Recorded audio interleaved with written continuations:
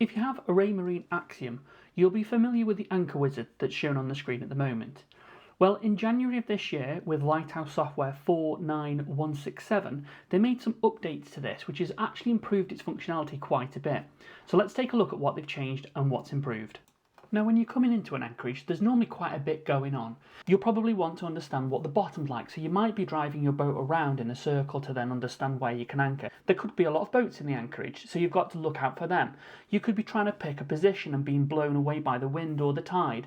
So it can sometimes be a little bit challenging to set the Anchor Wizard up correctly first time, and Raymarine have improved that with this latest version. So the tile to access this is still in the same place, it's the anchor tile.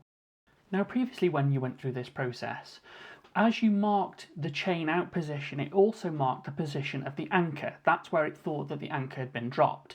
And that was not possible to change.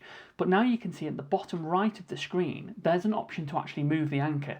So if you haven't got your anchor positioned in exactly the right place when you've pressed that button and you've laid out your chain, and you've also told it how much chain you've put out, you're now in a position where you can move that to be in a better location for it to give you the anchor radius.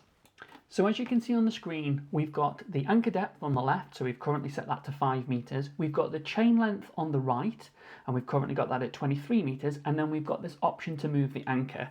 Now all of these are really useful because it means we don't have to cancel the Anchor Wizard and lose our track and lose our position. If, for example, we needed to lay out more chain, we can up the chain number and lay out more chain, which will alter the radius, the swing radius that we've got before it triggers an alarm. Or if we didn't get our anchor in the right position, we can also move that around as well. So this is a great update to the Raymarine Anchoring Wizard tool on the Raymarine Axiom plotters.